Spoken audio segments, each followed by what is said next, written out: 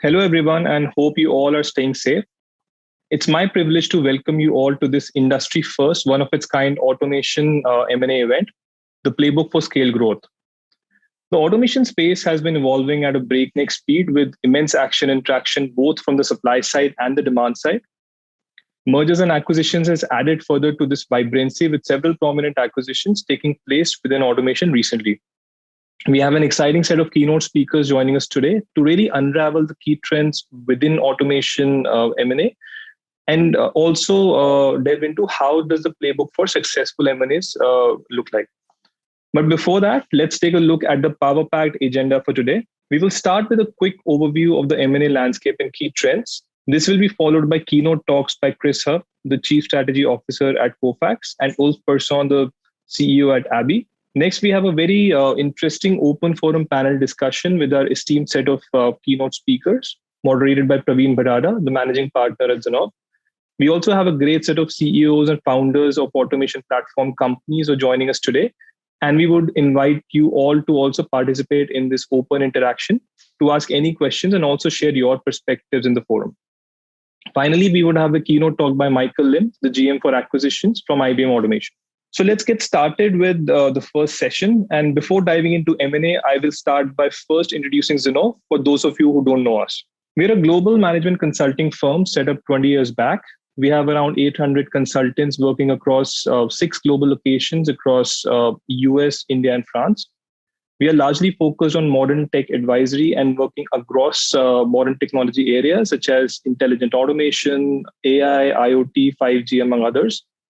Intelligent automation has been a strategic area of focus for us since the last 5 years or so, and we are working with our platform and services customers on areas such as go-to-market strategy, M&A advisory, including both buy-side and sell-side advisory, customer insights, partner strategy, and market visibility.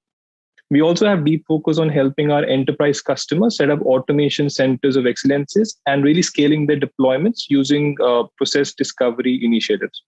We take a very holistic approach towards automation, and this is how we are defining automation. So automation has evolved from the siloed technology approach of the past towards a confluence of multiple technologies coming together in a cohesive fashion. This includes automation technology areas such as the likes of RPA, such as low code, no code, APIs, process mining, and IDP, among others. These are further bolstered by AI-powered intelligence technologies, including computer vision, including NLP, NLG, conversational AI, and so on. And both these automation and intelligence technologies are built on top of the next-gen infrastructure. The orchestration of this three-pronged tech stack, including automation technologies, intelligence technology, and infrastructure technology, is what we are referring to as hyper-intelligent automation. And enterprises today are leveraging this to derive more compelling outcomes. In fact, as per statistics, more than 90% of the Fortune 250 enterprises have already invested into automation or HI in a meaningful fashion. This has led to a huge market size of more than 15 billion today. And this is growing at a massive 50% growth over the next 5 years. And given this immense demand, we also see that the supply side is also gearing up with more than 1,300 automation platform vendors really vying to grab a share of this automation pie. And given the presence of these ever-growing number of platform vendors, we have seen immense consolidation happening in this space over the past several years. In fact, you would be amazed to learn that more than 165 acquisitions have taken place within automation till date, right? What's even more interesting is the fact that while the deal activity was really sporadic earlier on, things have really picked up in the last 4 or 5 years. Even during the COVID times, the deal activity has intensified, and we've already seen more than 70 acquisitions taking place since the last year, unlocking a whopping $46 billion in the total deal value. And even the private equity firms have given a big thumbs up to automation, with around 20% of the acquisitions actually being led by the private equity investors. Hence, clearly, there is immense momentum of acquisitions within automation. And one of the top drivers for the acquisitions has been the need for technology expansion. We spoke about the HI framework earlier and the underlying technology areas. And most of the platforms we see are vying to plug the gaps in their portfolio and also augment their current tech capabilities. In fact, bulk of the acquisitions till date have been aligned to technology expansion, such as acquiring capabilities within process mining, within RPA, within low code, no code, and so on. Among other drivers, we see market expansion also emerging out prominently, with players doing a lot of cross-border acquisitions to bolster their geographic presence. And we're also seeing players doing talent expansion or acquiring to really gain access to cutting-edge talent aligned to automation. And while we talk about the intent of acquiring companies, it is also imperative to look at the other side and talk about the opportunity cost of not doing it. The build versus buy conundrum will stay, and it's going to stay. But companies not doing acquisition are expected to miss out on accelerated time to market, miss out on bigger value unlock, and even superior tech capabilities. Take, for instance, Blue Prism, one of the big three players who went the build route with Decipher, one of their IDP products. While they announced this way back in April 2019, they spent more than almost 15 months really building this grounds up and finally launched it earlier last year. So while this is a good addition to their portfolio, no doubt, because IDP is a critical technology and capability to have, all of us know that it is not among the most preferred IDP products out there, right? So this, I would say, is a classic example on how a buy strategy could have helped someone like a Blue Prism to not only short circuit the time to market, but also arm them with far better tech capabilities. In terms of the geo split of the deal activity, while North America remains the hotbed for acquisitions with more than 2/3 share of all deal activity, Europe and APAC are also gaining traction. If we analyze all the acquisitions till date and divide this really into two phases of pre-2016 and post-2017, we can see that there is a clear indication that the deal activity in Europe has accelerated, followed by APAC. In fact, a lot of the recent acquisitions, if we talk about SAP Signavio, if we talk about Microsoft Softomotive, IBM MindMedia, and even ServiceNow and Telebot, most of the assets are based out of Europe and few in APAC as well. And as we go forward, we expect Europe and APAC to emerge as the next hotspots for acquisition. And finally, on the next slide, we wanted to leave you with some projections for the future of automation M&A. And for this, I would like to invite Praveen.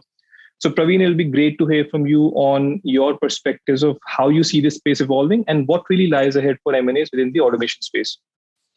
Absolutely. Thank you so much, Nishchay, for setting the context. I think it's very clear if you were to extrapolate what has happened in the last couple of years in terms of where the demand is headed and where the supply ecosystem is kind of focused on. We clearly believe that the next 5 years, on the back of what is happening already in the market, is going to be full with market consolidation that will happen. And we estimate that there are going to be another 600 deals that will happen where either a strategic buyer or a private equity player would end up investing into the automation platforms, the 1,300 odd platforms that Nishchay kind of alluded to.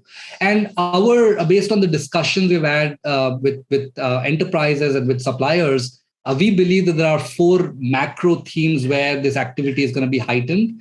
We believe that while the first phase of expansion on technology was really horizontal, where companies evolved from just being RPA-focused companies to looking at HIA as an overall construct, going forward, we believe that verticalization of the stack, right, aligning to use cases by industry, banking, financial services, healthcare, manufacturing, those are the sets of technologies that will get integrated into the horizontal HIA stack that companies are building. So a lot more emphasis on making it vertical oriented compared to the horizontal nature of the stacks that we have today.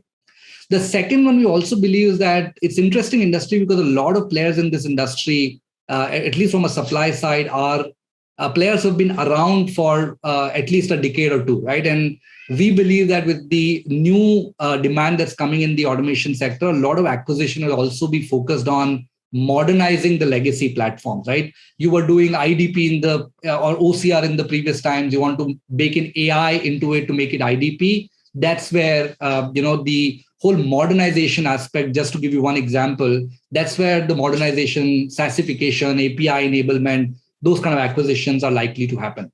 We also believe that we are at a point where automation is no longer an operational efficiency only use case. We believe that going forward, and in fact, we're already living in that paradigm where automation is increasingly being thought about from a customer experience, employee experience standpoint. And we believe that that will be another big area where companies, the automation platform of today, are going to make a lot more acquisitions, a lot more investments in driving customer experience centric use cases.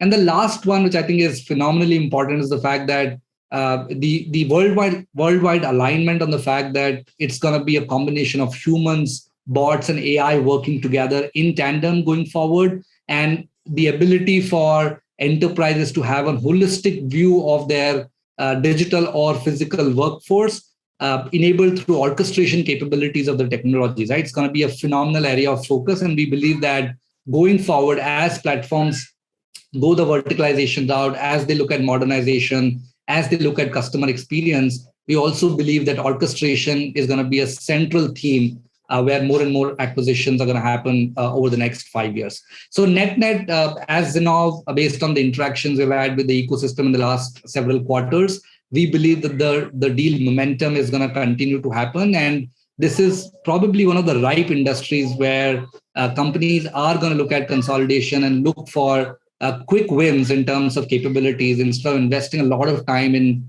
building the platforms that may scale only after a certain period of time, right? So overall, very excited about what's likely to happen in this particular industry. But today is not really about Zinnov's point of view, right? Today is about hearing from veterans, hearing from experts who have gone through this paradigm of M&A in the past and who are betting their future based on what they are seeing in the market. So I would really like to invite Chris Huff, the Chief Strategy Officer at Kofax, to kind of give us his perspective. Chris brings in a breadth of experience. He has been a consultant in the past. He has worked with Marine. He has very diversified background. He's right now working at Kofax for, I believe, last 3 years. And he has been instrumental in enabling Kofax to go through this inorganic route of capability building and revenue expansion. And it'll be great to hear from you, Chris, in terms of what the journey has been, and more importantly, where do you see the future focus, with respect to mergers and acquisitions. So I welcome you to the forum, Chris, and over to you for the next 8 to 10 minutes for your keynote presentation.